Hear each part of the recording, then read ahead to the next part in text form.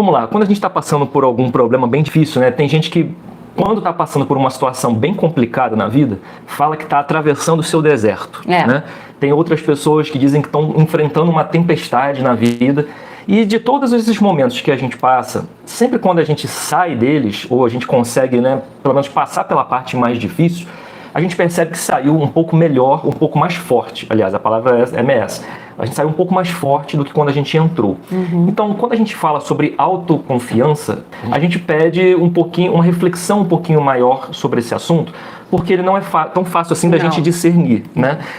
Quando a gente está justamente atravessando esse deserto, passando por essa tempestade, a gente vai fortalecendo de alguma forma uma nova maneira de pensar, de olhar para a gente mesmo, que a gente está chamando aqui de verdadeiro eu, que é o seu eu mais fortalecido, o seu eu mais forte, aquele que ganhou maturidade para olhar para as situações de uma forma mais madura, mais fortalecida.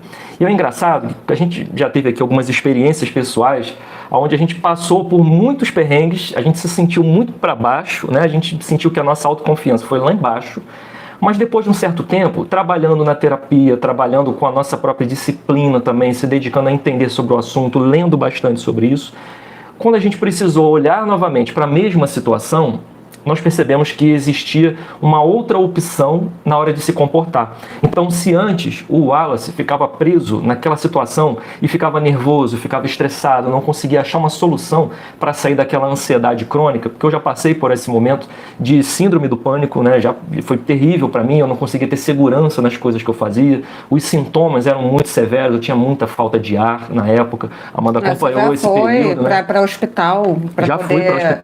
Verdade. Ver se estava acontecendo alguma coisa, porque a pessoa que tem síndrome do pânico, ela tem uma aceleração tão forte da parte cardíaca e da parte de respiração, você acha que você está tendo um ataque cardíaco? A pessoa acha que está tendo um infarto, ele já foi para o hospital e não tinha nada de errado em relação a isso, né? E aquilo foi o quê? Aquilo foi uma bomba relógio que de algum momento, de alguma forma explodiu, que juntou forma como eu me relacionava com as pessoas, trabalho, forma como eu tinha minha visão de mundo, forma como é da minha própria personalidade de ser mais introspectivo, como eu lidava com as coisas que aconteciam comigo. Então tudo isso virou uma bomba relógio que explodiu. Aí, passando por esse período de deserto, de buscando ajuda na terapia, buscando ajuda, né, também dentro da parte religiosa, espiritual, eu fui aos poucos me fortalecendo e chegou um determinado momento onde eu tirei uma licença também do trabalho, igual a Amanda fez lá atrás, e quando eu precisei voltar, retornei para o meu trabalho, eu percebi que eu estava com uma outra cabeça para olhar as mesmas situações que antes tinham disparado aquele gatilho comigo. Então, eu percebi que quando eu retornei para as minhas atividades no trabalho, eu já conseguia olhar com mais lucidez aquilo que eu tinha passado. Eu percebia que aquelas prisões emocionais que despertavam aqueles gatilhos comigo, eles já não despertavam os mesmos gatilhos. Eu percebia que eu tinha uma outra opção de me comportar. Então, percebi com o tempo que é possível construir um novo eu, uma nova forma de lidar com as coisas. Isso mexeu muito com a minha autoestima, mexeu muito com a minha autoconfiança, porque eu me senti com a capacidade de conseguir lidar com as mesmas coisas com um novo olhar. Sim. E isso é super importante quando a gente fala de longo prazo. Se a gente não buscar ter um processo de ajustamento das coisas que incomodam a gente, das coisas que fazem a gente se sentir mais estreito na vida, se a gente não procurar uma forma de lidar com isso, de avançar, né, como ser humano, na capacidade de entender melhor as coisas, a gente passa tanto tempo preso em situações emocionais, preso nos nossos traumas, nas coisas que incomodam a gente adoece. Isso aconteceu comigo, isso aconteceu também com a Amanda, né, durante um tempo. Então, quando a gente busca encontrar esse verdadeiro eu, né, esse eu mais fortalecido, a gente vê que tem uma outra perspectiva para olhar para as coisas, né? Isso fortalece a nossa autoconfiança. Se você conseguir comparar o seu eu de hoje com o seu eu lá de trás e como ele se comportava, você vai perceber que em algum momento você melhorou, você conseguiu trazer ferramentas que te ajudaram a reforçar a sua autoconfiança. A grande sacada é que conforme vai passando a vida, conforme vão passando os anos, as experiências, se você observar o seu eu de hoje, ele tem alguma coisa para ensinar para o seu eu do passado? Muitas vezes nós conseguimos observar a nossa melhora quando a gente faz essa reflexão. Então, quando estamos atravessando um novo deserto, que pode minar nossa autoconfiança, a maneira de fortalecer essa autoconfiança é lembrando que você já atravessou outros desertos, que você atravessou outras tempestades, elas passaram e com o tempo isso foi transformado. Agora, a treta é passar, né? Assim, vamos lá, uma coisa é a gente falar essa coisa linda, passou? Passou, mas tem treta no meio. Como é que a gente passa ali no meio da treta, né? Eu ainda tô saindo da treta. Mas quem acompanha o canal no Instagram, quem acompanha nossos stories, percebe que nós somos muito verdadeiros. Então, eu fiquei mais de um ano de licença psiquiátrica no meu trabalho por conta do burnout e crises depressivas de ansiedade maiores. Então, eu tomo medicação até hoje. E qual é a grande questão? Como é que isso foi de encontro com a minha autoconfiança? Eu lembro que em novembro, mais ou menos, de 2023, né, do ano passado, foi o período que eu estava muito mal. Você vai lembrar disso, porque estava fazendo live, tinha dia que tinha que desmarcar live, enfim. Verdade. Ele fez live sozinho. Quem procurar aí vai ver que teve live nesse período aí que ele fez sozinho, porque eu simplesmente não dei conta de fazer. Então, o que aconteceu nesse período e antes? O meu trabalho sempre teve uma carga intelectual muito alta, porque eu vim do meio acadêmico, eu trabalhava na área de licitação também, no local que eu trabalho hoje. Então, é um meio que você tem que estudar muito para poder entender. Tudo isso exigia muito do meu cérebro. E eu sou uma pessoa que ama estudar, ama ler. Quando chegou em novembro, por conta das medicações também, eu não conseguia me concentrar para ler. Eu acordava às 11 horas da manhã, estava no meio da licença, assim, ainda meio prostrada. Estava com dor no corpo, estava com vontade de sumir, a verdade era essa. Não é vontade de sumir, eu quero sumir, não. Não, é vontade de me isolar, fechar o olho, não acordar. Estava no meio de uma crise de depressão grave. E isso é muito ruim, assim, isso é péssimo. E é o meio da tempestade. E conforme eu fui melhorando, e a medicação me ajudou nesse período, porque ela te tira daquele buraco que você respira. Quando eu respirei, com a ajuda de família, de amigos e tudo, eu comecei a ver que a minha autoconfiança para a parte intelectual estava minada. Porque qual era a minha identidade? Estudar. Eu não conseguia mais ler, não conseguia mais estudar, não conseguia estabelecer um compromisso com alguém, inclusive com a live aqui com você, para poder aparecer. Foi verdade. Então eu falei, cara, como é que eu posso estabelecer um compromisso? Nem com ele aqui, ele foi um anjo na minha vida, é um anjo na minha vida. Você se esforçou bastante nisso, né? É um outro aspecto também, né? De fortalecer o verdadeiro eu. Sim, e eu comecei a me esforçar muito, e foi um período que eu comecei a juntar os caquinhos e comecei a estudar sobre o tema autoconfiança. E levei muito isso para terapia. Eu falei, eu tenho que fortalecer minha autoconfiança para eu sentir que eu sou capaz de estudar de novo. E deu certo. Mas o que eu tô querendo dizer trazendo isso? Passar por esse deserto, quando ele mina a sua autoconfiança, ele demanda um esforço ativo nosso.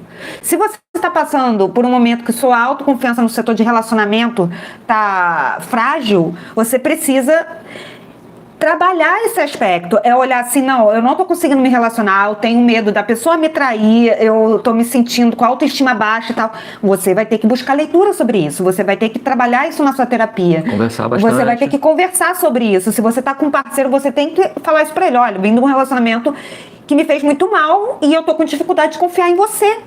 No meu caso, a parte profissional ficou muito abalada. Eu tive que trabalhar isso na terapia, tive que conversar isso com ele. Eu falei, eu não tô me sentindo segura. Eu não tô conseguindo estabelecer um compromisso. Então, é preciso um plano de ação. É isso que eu tô querendo dizer. Passar do deserto, é muito fácil pra mim, pro Wallace, chegar aqui pra você e falar assim, pensa que depois vai estar tudo certo. Se você olhar pra trás, você conseguiu superar isso. Cara, mas quando vem a treta de novo, a onda, ele te toma caixote. É ruim pra caramba. Ele te chora muito. E nessa hora, a gente tem que pedir ajuda. A gente tem que ler sobre o assunto. A gente tem que admitir que a gente tá inseguro. Pra uma pessoa que já foi muito autoconfiante profissionalmente, eu não tinha a menor dúvida da minha competência. Eu comecei a duvidar da minha competência profissional. Eu lembro disso. Você admitir isso é muito duro, porque você sente vergonha. Eu senti vergonha, eu me senti fraca, eu não queria admitir, mas foi o que me ajudou. Admitir me ajudou. Estar numa live hoje falando sobre autoconfiança. Ainda é difícil para mim falar sobre essa fase. Eu estava concentrada antes da live por causa disso também. Eu estava meio quieta, porque falar desse período minha voz embarga. Foi um período muito difícil. Mas hoje eu estou conseguindo falar sobre autoconfiança e talvez ajudar alguém que está aí do outro lado. O Wallace também. Então, alguma coisa deu certo nisso aqui. Sim, é justamente sobre isso que a gente quer falar aqui, né? Aqui não é uma live que a gente vai dizer assim, 5 passos para ter mais autoconfiança. Não é sobre isso.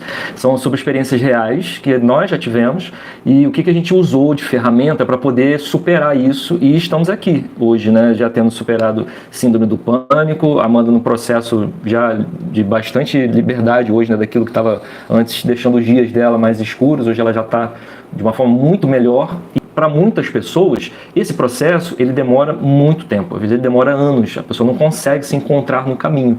Então essa perspectiva da gente buscar sempre a melhora da nossa autoconfiança, reforçar a nossa autoestima, como a gente está dizendo aqui, já é a terceira vez que eu vou dizer, é um processo de longo prazo, é um processo para o longo prazo, por isso que é autoconfiança para a longevidade. Essas coisas que vão minando a nossa autoconfiança, elas precisam ser olhadas pela gente, precisam ser reparadas, para a gente poder ter poder de reação dentro da vida, porque senão, com a perspectiva que a gente viva muitos anos, imagina viver muitos anos de uma forma que não é boa. Então, essas experiências de atravessar o deserto, essas experiências de passar por tempestades na vida, elas trazem também, ao mesmo tempo, uma grande oportunidade da gente buscar evoluir em algum aspecto na vida. Essa construção, esse fortalecimento do nosso verdadeiro eu, basicamente traz 2 movimentos que são importantes que a gente faça. O primeiro deles é que a gente consiga olhar para trás e tirar aprendizado do que a gente viveu. Isso. A gente precisa saber olhar para o nosso antigo eu para fortalecer o nosso verdadeiro eu, o de hoje. E, ao mesmo tempo, a gente precisa ter a noção de que todos nós precisamos evoluir em algum aspecto. Não vai ter só o remédio para te ajudar, não vai ter só a outra pessoa. É preciso também que haja um esforço da própria pessoa para ela reforçar a sua autoconfiança. Então, são 2 movimentos. O movimento de você conseguir olhar para trás, tirando os aprendizados, e saber que você precisa melhorar de alguma forma. Você precisa ter a noção de que quer progredir. Essa ideia reforça muito a tua autoestima, a tua autoconfiança e faz com que você fortaleça esse eu que tem dentro de você, que vai conseguir, em determinado momento, acredite, vai conseguir olhar para as mesmas situações que te causaram dor por um outro aspecto, Sim. tendo um outro tipo de reação e se tornando mais consciente daquilo que realmente é importante de se viver. Então, primeiro, acredite que você consegue sair, busque ajuda e entenda que também é um processo que vai exigir um progresso e uma vontade que cabe a você também. Uma parte do processo cabe a você. Assim como a gente passou, né, por essas situações bem difíceis e teve apoio de muita gente, a Amanda me apoiou também bastante lá atrás, quando eu passei pela síndrome do pânico e sintomas de ansiedade bem exagerados assim, que eu tinha, mas ao mesmo tempo fui aprendendo o quê? Como é que eu posso, se eu cheguei nesse momento de estar passando por isso, como é que eu faço para voltar ao meu estado anterior? Aí é um processo de busca também, é um processo de busca também, que vale a pena fazer.